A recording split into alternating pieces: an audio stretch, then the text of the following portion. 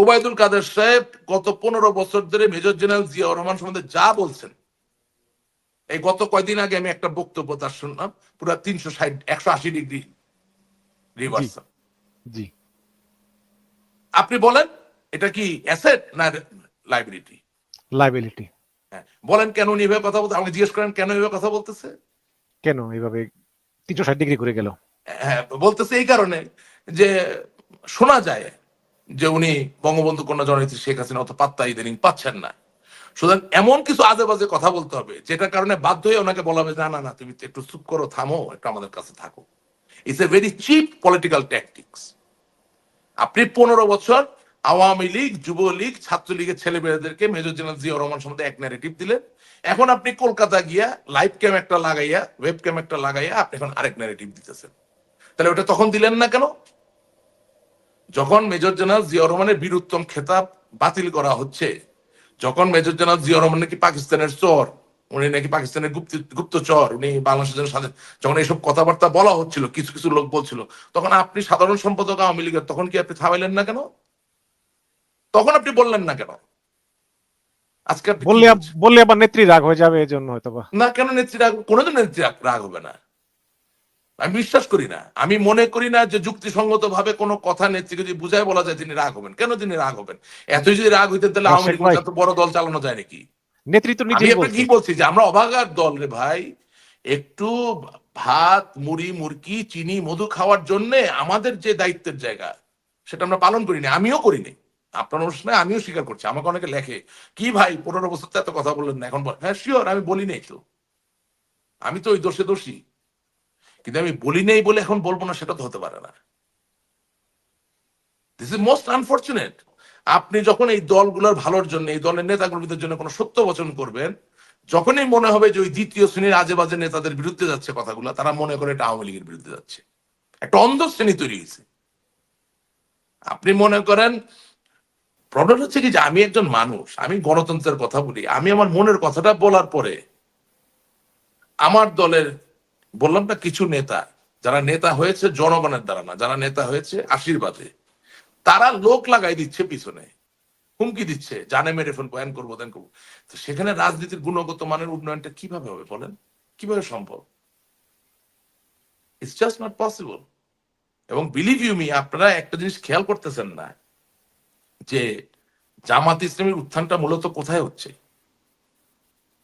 এই শহর অঞ্চলে ইতিমধ্যেই আগে যে ইজম ভিত্তিক রাজনীতি ছিল সেটার ব্যাপক পরিবর্তন হয়ে গেছে। কারণ আওয়ামী লীগ বিএনপির কাছ থেকে মানুষ যা চায় সেটা সবসময় পাচ্ছে না। পরিবর্তনটা ধীরে হচ্ছে, কিন্তু হচ্ছে। আওয়ামী লীগকে বুঝতে হবে, আমার দলকে বুঝতে হবে যে সময় পরিবর্তিত, আমাদের রাজনীতিও পরিবর্তিত হতে হবে।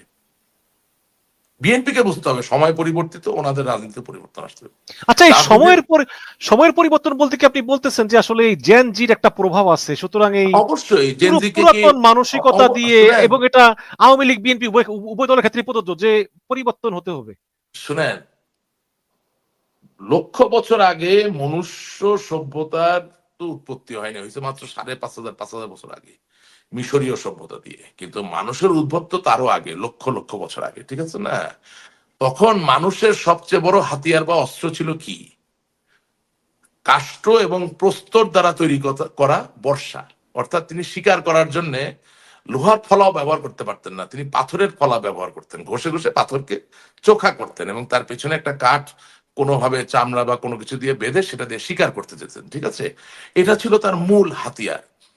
যখন এই মানুষ আগুন জ্বালানো শিখে গেল, তখন তো অনেক কিছুর ব্যবহারটা সহজ হয়ে গেল, কারণ আপনি গলাতে পারছেন, হ্যাঁ, এবং হিউম্যান সিভিলাইজেশন টোটাল একটা বড় একটা পরিবর্তনে চলে আসলো।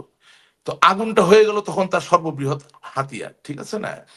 আজকের যুগে আপনি যদি আপনার ঘরের দিকে তাকান, আপনার আপনার সন্তান, আপনার আত্মীয় স্বজন, বাবা মা, সকলের সবচেয়ে বড় হাতিয়ার কি? Telephone, cellphone, mobile phone. Why? Not because you can make a phone call, মানে যেহেতু আপনি ফোন করতে পারেন এই জন্য না, এটা কারণ হচ্ছে এতে ইন্টারনেট নামে একটা জাদু আছে, যে জাদুর কারণে সারা পৃথিবীর এক প্রান্ত থেকে আরেক প্রান্তের সকল তথ্য আপনি পাচ্ছেন। এখন আওয়ামী লীগ একটা কনভেনশনাল দল, ঐতিহ্যবাহী দল, সেই দলের একজন নেতা কনভেনশনাল কথা বলতে গিয়ে যদি মিথ্যা বচন করেন,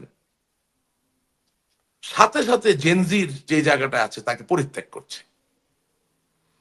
বিএনপির একজন নেতা তিনি বিএনপিতে বেগম খালেদা জিয়াকে উপরে উঠাইতে গিয়ে বা তারেক জিয়াকে তেল মারতে গিয়ে একটা মিথ্যা বলে ফেললেন, সাথে সাথে জেনজির ওই কানেক্টিভিটিটা আর থাকছে না, সে সাথে সাথে ওই নেতাকে পরিত্যাগ করছে, এবং এই পরিত্যাগ করার পরে দেখা যাবে ওই দলকেও তিনি পরিত্যাগ করবেন। সুতরাং all I am trying to say যে বাংলাদেশের জন্য, বাংলাদেশের মানুষের জন্য প্রত্যেকটা রাজনৈতিক দল যারা এই দেশের জন্য রাজনীতি করতে চায় তাদেরকে মেধা, প্রতিভা এবং সততা, এই তিনটা জিনিসকে যদি সুনির্দিষ্টভাবে তারা রিকগনাইজ না করে, একনলেজ না করে, তাছাড়া বাংলাদেশের রাজনীতির কোনোদিন ভালো দিন আসবে না। আপনি আমাদের ক্যাবিনেটে, সাবেক যে ক্যাবিনেট, এটা আমার বলতে কোনো অসুবিধা, আমাকে মানুষ যত গালাগালি করুক, যা পারে করুক, কোনো সমস্যা নাই। পূর্ববর্তী যে ক্যাবিনেটে মেধা, প্রতিভা এবং সততা, এই তিনের বড্ড অভাব, আপনি খুঁজেই পাবেন না, একটা নাম বলতে পারবেন না। কিন্তু অনেকে তো অভিযোগ করে যে বিএনপির ভিতরেও এরকম আছে, মানে অনেক হ্যাঁ সে তার অবশ্যই, পুরাতন ধ্যান ধারণা 2001 সাল থেকে 2006 সালে কি হয়েছিল একই ব্যাপার। 2001 সাল থেকে 2006 সালে যা হয়েছিল তার ম্যাগনিফাইড রূপ। বিএনপি তো 1996 সালের 15 ফেব্রুয়ারি নির্বাচন এককভাবে করার চেষ্টা করেছিল, মিথ্যা না। 2006 সালের তত্ত্বাবধায়ক সরকারের যে স্যাংটিটি, পবিত্রতা, সেটা তারা নষ্ট করেছিল। ইয়াজউদ্দিন সাহেবকে একই সাথে রাষ্ট্রপতি এবং একই সাথে প্রধান উপদেষ্টার ভূমিকা, নিপতির ভূমিকায় উপনীত করেছিলেন। কে এম হাসানকে প্রধান বিচারপতি থেকে প্রধান উপদেষ্টা করার জন্য এই যে বয়সের যে ম্যানিপুলেশন বিচারপতিদের তারা করেছিল, মরহুম ব্যারিস্টার মওদুদ আহমেদ সাহেব, শিওর তারাও একই দোষে দোষী। আমি তো কাউকে, শুনেন, এখন এমন একটা জায়গায় এসে দাঁড়িয়েছি যে এই জায়গায় আসলে কার দোষ বেশি কার দোষ কম এটা আপনি মাপতে পারবেন না। কিন্তু আমরা আমরা আমরা দেখলাম যে আসলে আওয়ামী লীগ নির্বাচনে অংশ নিতে দেওয়া হবে না, সেক্ষেত্রে আমেরিকা বা পশ্চিমারা তেমন একটা গা কোনো করতেছেন না, রিয়াকশন তারা নেই, কোনো কোনো রিয়েকশন রিয়াকশন নাই, নেই। শুধু না। ভারত বলতেছে যে ইনক্লুসিভ ইলেকশন। এবং এবং আপনি আপনি অনেকবার বললেন যে শেখ হাসিনার কোনো বিকল্প নাই। অবশ্যই আপনি আওয়ামী লীগ করেন, আপনি অবশ্যই বলবেন আপনি শেখ হাসিনার প্রতি আপনার অবশ্যই আস্থা আছে। কিন্তু আমরা যখন দেখি যে মানবাধিকার লঙ্ঘনের দায়ে মৃত্যুদণ্ডপ্রাপ্ত, আবার যখন দেখি যে 832 বড়ি স্বর্ণ তার ব্যাংকের লকারে, আবার যখন শুনি যে অডিওতে একজন কর্মী বলতেছে যে আপা আমাদেরকে যারা মেরে ফেলেছে আমরাও তাদেরকে মেরে ফেলবো, তখন শেখ হাসিনা বললেন যে এগুলো না বইলা কাজ কইরা দেখাও। তো তখন আসলে মানে আমরা কিভাবে মনে করি যে আপনি যে বলেছেন যে জেনজির যে প্রত্যাশা সেটা আওয়ামী লীগ এবং বিএনপি অনুসরণ করতে হবে, এই শেখ হাসিনার মতো নেত্রী কি আসলে এই জেনজির প্রত্যাশা পূরণ করতে পারবেন বা সম্ভব এইভাবে আওয়ামী লীগকে এগিয়ে নেওয়া? আপনি কি দেখ, মনে করেন না যে আসলে পরিবর্তনটা দরকার আওয়ামী লীগের, আচ্ছা আচ্ছা মেবি মেবি মেবি বিএনপিরও? আচ্ছা, দেখেন, আমি আপনাকে একটা আন্তর্জাতিক চক্রান্তের কথা বলি। সবাই তো স্বাধীন চক্রান্ত চক্রান্ত করে, আমি একটা আন্তর্জাতিক চক্রান্তের কথা বলি। হুসেইন মোহাম্মদ এরশাদ যখন স্বৈরাচার হিসেবে পদত্যাগ করলেন, ক্ষমতা থেকে চলে গেলেন, 1991 সালের নির্বাচনে কে এলো ক্ষমতায়? বিএনপি। বিএনপি এলো। তো বিএনপি ক্ষমতায় এসেছে, তখন কি আওয়ামী লীগ ক্ষমতায় ছিল না? ছিল। কিভাবে তো হ্যাঁ, ক্ষমতা বিরোধী আসলো? দলের বিএনপি জায়গায়, আসলো, হ্যাঁ বিরোধী দলে ক্ষমতায়, ছিল? হ্যাঁ বিরোধী দলে ছিল। আমরা তো ছিলাম তো বাংলাদেশে, নাকি ছিলাম না? ছিলেন। ছিলাম তো। আচ্ছা, 1991 থেকে 96 সালের মধ্যে জনাব তারেক জিয়া বিবাহ করলেন। করলেন, জি। সেই বিয়েতে কি বাংলাদেশের মাননীয় বিরোধী দলীয় নেত্রী বঙ্গবন্ধুর কন্যা জননেত্রী শেখ হাসিনা যাননি? ওই একবারই না না, দেখা একটু হয়েছে। আমাকে শেষ করতে দেন। আমি শেষ করে, গিয়েছেন, গিয়েছেন তো। আচ্ছা, বঙ্গবন্ধু কন্যা জননেত্রী শেখ হাসিনার স্বামী, আন্তর্জাতিক ভাবে স্বীকৃত প্রখ্যাত পরমাণুবিদ ডক্টর ওয়াজেদ মিয়া যখন মারা গেলেন, তখন বেগম খালেদা জিয়া কি জননেত্রী শেখ হাসিনার কাছে গেলেন না সহানুভূতি জানানোর জন্য? তাহলে একবার কিভাবে হলো, দুবার হলো, কারেক্ট? আচ্ছা, 1996 সালে, হ্যাঁ, 15 ফেব্রুয়ারি নির্বাচন করার চেষ্টা করেছেন, পারেননি। আওয়ামী লীগ ক্ষমতায় গিয়েছে, যায়নি? গিয়েছে 12 তো। জুন গিয়েছে, জি, 12 জি, জুনে। তা আওয়ামী লীগ ক্ষমতায় গিয়েছিল, বিএনপি কি সদর্পে বাংলাদেশে ছিল না? বেগম খালেদা জিয়া কি বাংলাদেশে ছিলেন তো? আচ্ছা, এর মাঝে অনেকগুলো মিথস্ক্রিয়া হয়েছে, হয় নাই যে তা না, আমি বলতে পারবো। ঠিক একইভাবে 2001 সালে বিএনপি ক্ষমতায় গেল, খুব খারাপ হয়েছে। বিএনপি ক্ষমতায় যাওয়ার পরে পূর্ণিমার মতো অনেক অসহায় বোনদেরকে সারা বাংলাদেশে তারা ধর্ষণ করেছে, নির্যাতন করেছে। It's a great political failure and crime. আমি আবার র্যাবের বলছি, পুরস্কার, র্যাবের এটা পুরস্কার তো আছে। রাজনৈতিক ব্যর্থতা এবং এটা একটা অন্যায়। এবং জনাব তারেক জিয়া সাহেব, বেগম খালেদা জিয়া, ওনারা এই অন্যায়গুলোর বিরুদ্ধে কোনো শক্ত অবস্থান বিএনপি নিতে পারেন নাই। তাহলে প্রশ্ন আসতে পারে যে ওনারা কি চেয়েছিলেন এরকম হবে, নাকি তারা কিন্তু ঠেকাতে পারেন নাই? একটু আমাকে সরি, এটা খুব ইম্পর্টেন্ট একটা জায়গা, একটু আমার শেষ করতে দিবেন প্লিজ। তাহলে কি দেখলেন? 91, 96, 2001 বিএনপি আসে, আওয়ামী লীগ আসে, বিএনপি আসে, আওয়ামী লীগ আসে। বাংলাদেশের রাজনীতির চিরকালের ক্ষতি হয়ে গেল 2001 সালের, সরি 2004 সালের 21শে আগস্ট। আবার বলছি, বাংলাদেশের চিরস্থায়ী চিরকালের ক্ষতি হয়ে গেল 2004 সালের 21শে আগস্ট। এখন এই যে গ্রেনেড হামলা হলো, এই গ্রেনেড হামলা দিয়ে যে মাননীয় প্রধানমন্ত্রী, তৎকালীন বিরোধী দলীয় নেত্রী, সাবেক প্রধানমন্ত্রী, বাংলাদেশ আওয়ামী লীগের সভানেত্রী বঙ্গবন্ধুর কন্যাকে যে হত্যা করার চেষ্টা করা হলো, আপনি কি মনে করেন না যে এই হত্যাকাণ্ডের চেষ্টা যদি সঠিক তদন্তটা তখন হয়ে যেত, তাহলে চিরকালের এই যে ব্যবধান, আজকে আমরা একে অপরের সাথে সামনে দাঁড়াতে পারছি না, এটা কি তৈরি হতো? কোনোদিন তৈরি হতো না। এখন আপনি বিচার করলেন না কেন ঠিক মতো, এই প্রশ্ন যদি আপনি করেন, তাহলে প্রশ্নের উত্তর হবে হয় আপনি নিজেই গ্রেনেড ফুটিয়েছেন, অথবা যে গ্রেনেড ফুটিয়েছে তার গ্রেনেড ফোটানোতে আপনি খুশি হয়েছেন। রাইট? সো প্রবলেমটা হচ্ছে যে এবং এই আপনার আপনি সমস্যাগুলো, আপনি অবশ্যই জজ মিয়া নাটকের কথা আপনার মনে আছে। না না, আমি জজ মিয়া নাটক গেলে তো ছোট হয়ে, আমি কোনো জজ মিয়া নাটকে যাচ্ছি না। জজ মিয়া তো এগুলো কোনো বিষয়ই না। গ্রেনেড ফুটেছে বঙ্গবন্ধু কন্যাকে হত্যা করার জন্য, বিচারের দায়িত্ব বাংলাদেশের প্রধানমন্ত্রীর। অত লম্বা করবেন না, তাহলে কোনো সমস্যার সমাধানই করতে পারবেন না। সেটাই তো বললাম যে তদন্তটা যদি ঠিক মতো হতো, বিচারটা যদি ঠিক মতো হতো, তাহলে কি আজকে এই সমস্যা থাকতো? থাকতো না তো। যারাই বুদ্ধি করেছে, যারাই মনে করেছে যে বঙ্গবন্ধু কন্যাকে হত্যা করে চিরকাল ক্ষমতায় থাকা যায়, এটা কি হয় নাকি আসলে? It's a impossible idea. আমরা যে 15 বছর ধরেন জামাত জামাত ইসলামী বা ইয়েকে যে মামলা দিয়ে মানে বিভিন্ন ভাবে চেষ্টা করলাম, শেষ পর্যন্ত কি আমরা দমাতে পারলাম? এখন আমরা সারাদিন শুধু বলছি জঙ্গিদের জন্য। তো 15 বছর কি বসে বসে আঙুল চুষছি আমরা? তখন জঙ্গি তৈরি হয়েছে কোত্থেকে? একটা মানুষ জন্মাইতেও তো 9 মাস লাগে ভাই। তো একটা জঙ্গি যদি তৈরি হতে হয় তার টাইম লাগে। তাহলে ধরেন 15 বছর আগে যদি আপনি 30 বছর বয়স্ক একটা ছেলে, যাকে আপনি জঙ্গি বলে চিহ্নিত করার চেষ্টা করছেন, তার বয়স ছিল 15, তাহলে আমি কি করলাম? যেই জঙ্গির বয়স 25, 15 বছর আগে তার বয়স ছিল 10, তাহলে আমি কি করলাম?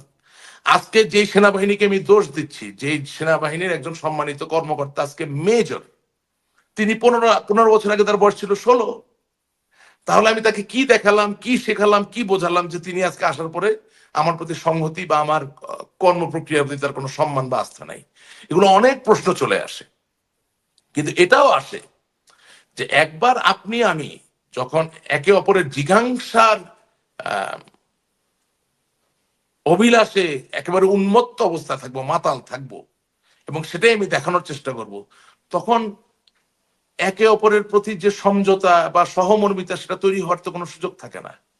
এবং তখনই কিন্তু তৃতীয় কোনো এজেন্সি সুযোগ নেয়। আমি আপনার অনুষ্ঠানে ওইটাই বলার চেষ্টা করছি যে আজকে বাংলাদেশের রাজনীতির রঙ্গমঞ্চে আপনি যাই দেখতে পাচ্ছেন, বাংলাদেশকে সামনে এগোতে হলে ওই আওয়ামী লীগ ওই বিএনপি কে লাগবে, দুটোকে। কিন্তু দুটোর ভিতরে এই ব্যবধান কারা তৈরি করছে, এটা যদি দুই দলের সর্ব উচ্চ নেতৃত্ব বোঝার না চেষ্টা করে, তাহলে বাংলাদেশকে আপনিও টকশো করে বাঁচাইতে পারবেন না, আমিও টকশো করে বাঁচাইতে পারবো না। এটাই রিয়ালিটি। আমি এবং বলতে চাচ্ছিলাম এবং যে এবং বিএনপি তো, জি বলেন প্লিজ। এবং দুঃখজনক বিষয় হচ্ছে, যিনি সর্বোচ্চ নেতৃত্বে থাকেন তার পক্ষে সবকিছু সবসময় দেখা সম্ভব হয় না, এটা বাস্তব। হ্যাঁ, একজন বাস্তব, মানুষ তো। কিন্তু সততার মূল্য কোথায়? যে ওনার অধীনস্থ যারা থাকবেন, তারা প্রয়োজন হলে তার নেতার পা ধরে বলবে যে আপনি এটা করবেন না, এটা ভুল হচ্ছে।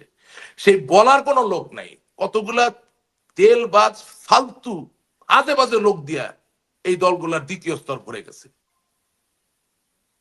আমরা তো দেখছি বঙ্গবন্ধুর সময় আমার আব্বা, আমার দাদা, আমার নানাদের কাছে শুনছি বঙ্গবন্ধুর সাথে রীতিমতো ডিসকোর্স, রীতিমতো ডিবেট হইতো নেতাকর্মীদের। এটাই ওনার শক্তি। হ্যাঁ, উনি উনি সবার নেতা, উনি যা বলবেন তাই হবে, কিন্তু তার নেতারা গিয়ে তার সাথে কথা বলে তার সাথে তর্ক বিতর্ক করতে পারতো যে বঙ্গবন্ধু এটা করবেন, এটা করবেন না, মুজিব ভাই এটা করবেন, এটা করবেন না, এটা করা উচিত, এটা করা উচিত না। তারপরে হ্যাঁ, উনি সকলের নেতা, তিনি বাংলার অবিসংবাদিত নেতা, তিনি জাতির পিতা, তিনি বাংলাদেশের স্বাধীনতার